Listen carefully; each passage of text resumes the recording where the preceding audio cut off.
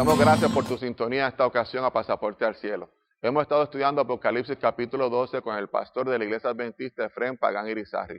Ya hoy es el último tema de Apocalipsis capítulo 12. Así que te invitamos a que esta próxima media hora estés con nosotros en Pasaporte al Cielo para que aprendas más de lo que Dios quiere revelarte en el libro de Apocalipsis y que escuches la palabra de Dios para ti.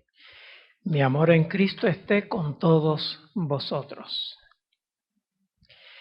Estamos desarrollando una serie que hemos titulado Apocalipsis 12, el gran conflicto está por concluir. Hemos cubierto los primeros 9 temas y la primera parte del último tema, el tema número 10, que hemos titulado El resto de sus hijos. Se basa este tema en Apocalipsis 12, 17, que dice de la siguiente manera: Entonces el dragón se airó contra la mujer y fue a combatir el resto de sus hijos, los que guardan los mandamientos de Dios y tienen el testimonio de Jesús. Este último pasaje del capítulo 12 de Apocalipsis enfoca en la última generación de fieles cristianos que estarán vivos en esta tierra y que tendrán el privilegio de ver a Jesús volver a esta tierra sin pasar por la muerte.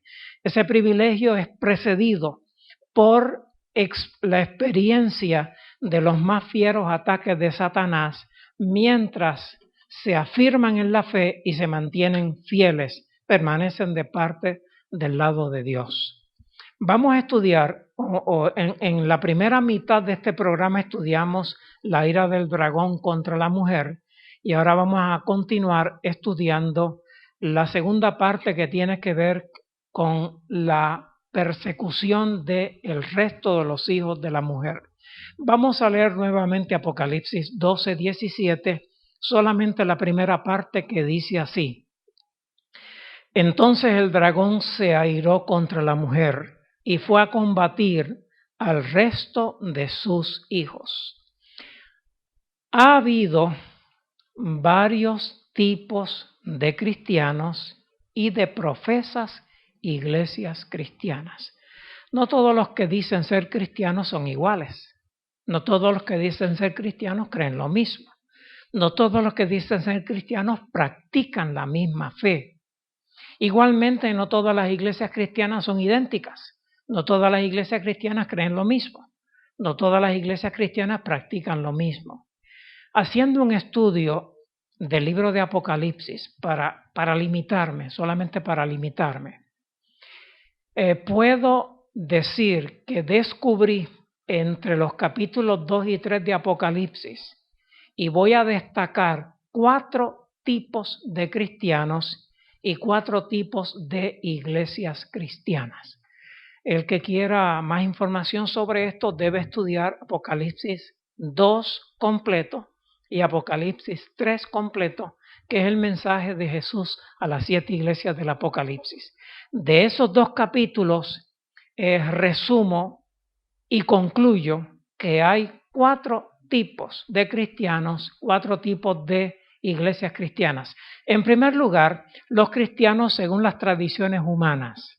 Los cristianos que tienen una formación cristiana general que ha sido modificada, que ha sido alterada, que ha sido contaminada con tradiciones humanas. Y voy a leer en Apocalipsis 2, versículos 20 al 23, que dice así: Tengo contra ti que toleras a esa mujer Jezabel, que dice ser profetisa, y seduce a mis siervos, y les enseña a fornicar y a comer cosas ofrecidas a los ídolos. Le di tiempo para que se arrepienta de la fornicación y no quiera arrepentirse. Así, a ella la arrojaré en el lecho del dolor, y a los que adulteran con ella los arrojaré en gran tribulación, si no se arrepienten de sus obras, y a sus hijos heriré de muerte. Aquí tenemos la primera clase de cristianos y de iglesias cristianas. Son los cristianos y las iglesias cristianas cuya fe y práctica ha sido contaminada por tradiciones humanas. Y el ejemplo es la iglesia que se menciona en Apocalipsis capítulo 2, versículos 20 en adelante. En este caso, dice que la iglesia estaba tolerando a una mujer que se llama Jezabel. Esta mujer se hace pasar como profetisa, como mensajera de Dios, mientras seduce a los que le hacen caso a fornicar y a comer cosas sacrificadas a los ídolos. Esta mujer es una falsa profetisa que lleva a la iglesia por el camino de la apostasía. Y Dios, que ama a la iglesia, le dice que le da tiempo para que se arrepienta, pero que si no se arrepiente, el Señor tendrá que desecharla. Pasemos al segundo tipo de iglesias cristianas o el segundo tipo de cristianos. Son los cristianos que son intachables en su propia opinión. Y voy a utilizar Apocalipsis capítulo 3, versículos 15 al 17, que dice así, hablando de la iglesia de la Odisea, dice: conozco tus obras, que ni eres frío ni caliente. Ojalá fueras frío o caliente, porque eres tibio, ni frío ni caliente. Estoy por vomitarte de mi boca. Tú dices: yo soy rico, estoy enriquecido y nada necesito, y no conoces que eres un cuitado y miserable, pobre, ciego y desnudo. Aquí tenemos el segundo tipo de iglesia, el segundo tipo de cristianos, aquellos cristianos, aquellas iglesias que se consideran intachables, pero que lo son solo en su propia opinión. Hablando de esta iglesia, dice la iglesia, la imagen que tiene la iglesia de ella misma es: soy rico, estoy enriquecido y nada necesito. Pero Dios, que conoce el corazón, les dice: tú eres un cuitado y miserable, pobre, ciego y desnudo, y la sentencia a ser vomitada, a ser rechazada si no cambia de actitud. Vamos al tercer tipo de cristianos o de iglesias cristianas, y ahora me refiero a los cristianos o a las iglesias cristianas que han perdido su primer amor. Hablando de la iglesia de Éfeso en Apocalipsis capítulo 2, versículos 2 al 5, dice: conozco tus obras, tu trabajo, tu paciencia, y que no puedes tolerar a los malos. Probaste a los que se dicen ser apóstoles y no lo son, y los hallaste mentirosos, y has perseverado y soportado pruebas por mi nombre, y no has desfallecido. Pero tengo contra ti que has dejado tu primer amor. Por tanto, recuerda de dónde has caído, arrepiéntete y vuelve a las primeras obras. Si no te arrepientes, vendré a ti y quitaré tu candelabro de su lugar.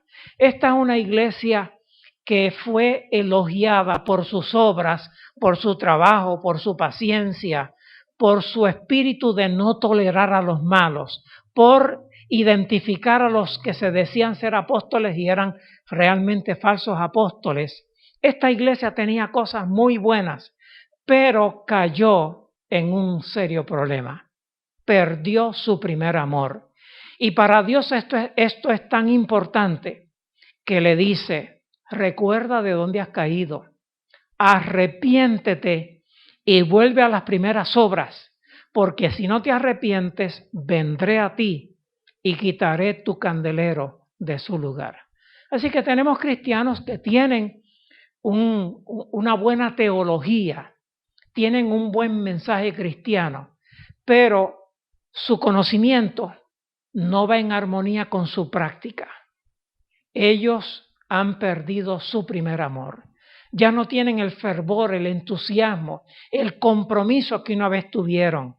Y el Señor dice: si no te arrepientes y vuelves a las primeras obras, vuelves a tu primer amor, vendré a ti y quitaré tu candelero de su lugar.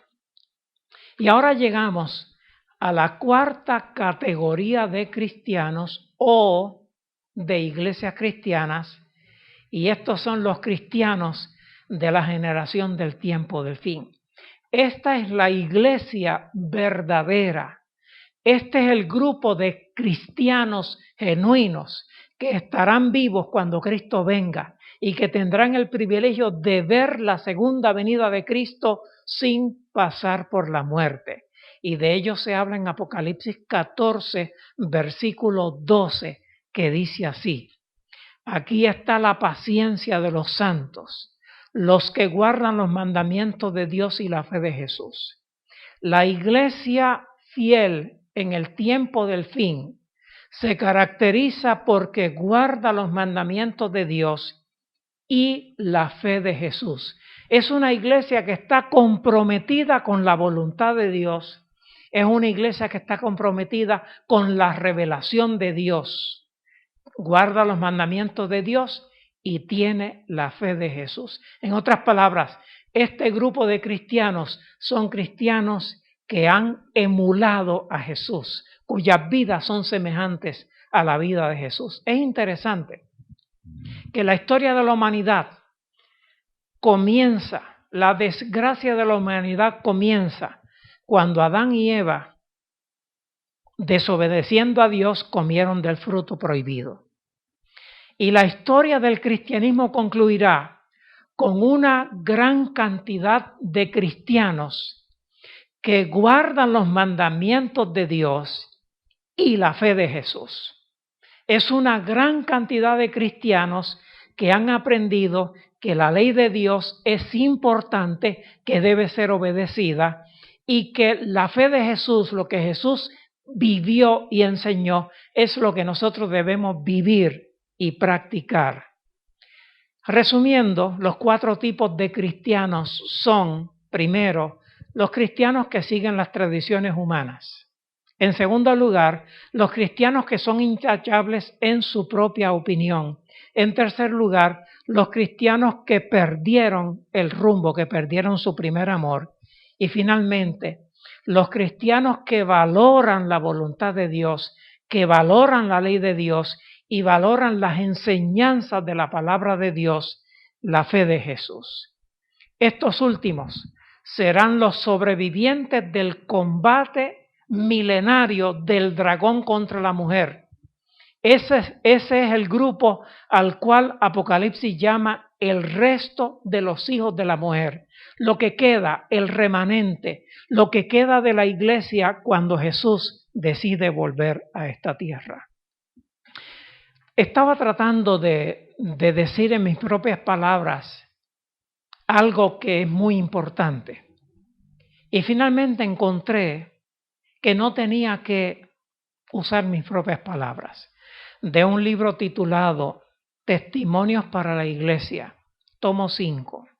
En la página 666 y párrafo 1 dice lo siguiente: si por la legislación el papismo y sus principios vuelven a tener poder, se volverán a encender los fuegos de la persecución contra aquellos que no sacrifiquen su conciencia y la verdad en deferencia a los errores populares. Las persecuciones, las etapas de persecuciones que mencionamos en el programa anterior, el tiempo de la persecución judía contra la iglesia cristiana, el tiempo de la persecución romana contra la iglesia cristiana, el tiempo de la persecución papal contra la iglesia cristiana. Una vez termina el tiempo más prolongado de persecución, que fue el tiempo de persecución papal, la persecución cesó y en este momento podemos decir que todavía la persecución no se ha reiniciado. Pero se va a reiniciar. ¿Cuándo se va a reiniciar? Cuando los religiosos alcancen autoridad política y puedan utilizar la legislatura y el poder ejecutivo para imponer sus propias creencias, estaremos en los albores de la última persecución, de la fase final de persecución del dragón contra la mujer. En el tiempo del fin hay millones y millones y millones de cristianos. Muchos de ellos han perdido el primer amor. Muchos de ellos son intachables en su propia opinión. Muchos de ellos han permitido que sus vidas se contaminen con tradiciones humanas. Pero hay muchos de ellos que guardan los mandamientos de Dios y la fe de Jesús. Esos son los que, como Daniel y como los 3 jóvenes hebreos que se mencionan en el libro de Daniel, no negocian sus principios. La mayoría cristiana utilizará el poder legislativo y el poder ejecutivo para imponer prácticas religiosas. Y los fieles de Dios no pueden negociar, tienen que ser fieles a Dios, aunque su fidelidad los haga diferentes al resto de la tradición. Concluye diciendo la cita: este mal está a punto de producirse. Al no poder eliminar a la mujer, es decir, a la iglesia, se aira contra sus descendientes, contra la iglesia remanente. Y quiero decir que yo vislumbro que esta nueva etapa de persecución se pudiera reiniciar muy pronto, muy pronto. Y no estoy hablando de 2 o 3 décadas, estoy hablando muy pronto. No puedo decir fechas porque no hay fechas en la Biblia. Pero cuando uno ve lo que está aconteciendo en el mundo, uno se da cuenta que esto va a ocurrir muy pronto. Pasemos a la tercera parte del tema y tiene que ver con los mandamientos de Dios. Apocalipsis 12:17 comienza diciendo: entonces el dragón se airó contra la mujer y fue a combatir al resto de sus hijos, los que guardan los mandamientos de Dios. Hasta ahí. ¿Con qué se asocian los mandamientos de Dios? El tema de los mandamientos de Dios es un tema importante en toda la Biblia. Desde el Génesis hasta el Apocalipsis se habla de los mandamientos de Dios. Nosotros estamos más familiarizados con los 10 mandamientos, porque es la constitución del pueblo cristiano. Los 10 mandamientos son la constitución del pueblo cristiano y muchos de los gobiernos influenciados por el cristianismo basan sus constituciones en lo que dice la Constitución modelo, que es los 10 mandamientos que Dios dio por escrito en tablas de piedra a Moisés en el monte Sinaí. ¿Con qué se asocian los mandamientos de Dios? Voy a escoger un solo versículo, Éxodo 15:26, y solamente la primera parte de ese versículo, que dice así: y les dijo, si oyes atentamente la voz del Eterno tu Dios, y obras lo recto ante sus ojos, si prestas oído a sus mandamientos y guardas todas sus normas. Ese pasaje destaca 4 cosas que están íntimamente relacionadas una con la otra. Lo primero que dice es que debo oír atentamente a la voz de Dios. Debo oír atentamente a la voz de Dios. Lo segundo que menciona, que debo obrar lo recto ante sus ojos. Lo tercero que menciona es que debo prestar oído a sus mandamientos. Y finalmente menciona que debo guardar todas sus normas. Palabras claves: oír su voz, obrar lo recto, prestar oído a sus mandamientos, guardar sus normas. Permítame dar algunos detalles. Oír atentamente la voz, es decir, lo que Dios ha hablado. Dios ha hablado personalmente. Habló personalmente a Adán y a Eva en el Edén antes de que ellos pecaran. Habló a Adán y a Eva después del Edén. Ellos le podían oír aunque no le veían. Habló personalmente a Abraham. Habló personalmente, para mencionar solamente algunos, a Moisés. De Moisés para acá, el pueblo de Dios de entonces, por miedo a morir si seguía oyendo la voz de Dios, le pidió a Dios que hablara a través de Moisés, no directamente a ellos. Por lo tanto, Dios habló a través de los profetas por generaciones. Luego habló a través de los apóstoles. Habló personalmente cuando Jesús estuvo en la tierra, Dios habló personalmente. Jesús era Dios encarnado. Pero cuando Jesús ascendió al cielo, los apóstoles hablaron en nombre de Jesús, inspirados por el Espíritu Santo. Lo que Jesús dijo personalmente, lo que dijo a través de los profetas y de los apóstoles, está contenido en la Biblia, el libro más importante que tiene la humanidad, el libro que más gente desprecia, que no valora y que si lo estudiara vería las transformaciones que el Espíritu de Dios haría en sus vidas. Con relación a obrar lo recto ante sus ojos, lo recto es lo que Dios define. Lo recto no es lo que uno define. Lo recto es lo que Dios define. Los hombres no ven las cosas como Dios las ve. Dios las ve correctamente. Por lo tanto, obrar lo recto es obrar en armonía con la voluntad de Dios. Prestar oído a sus mandamientos. Estamos hablando que un mandamiento es un precepto u orden de una persona superior a una persona inferior. Por lo tanto, si el mandamiento viene de Dios, entonces Dios es el superior y los seres humanos somos los inferiores. Lo que Dios dice es un mandamiento.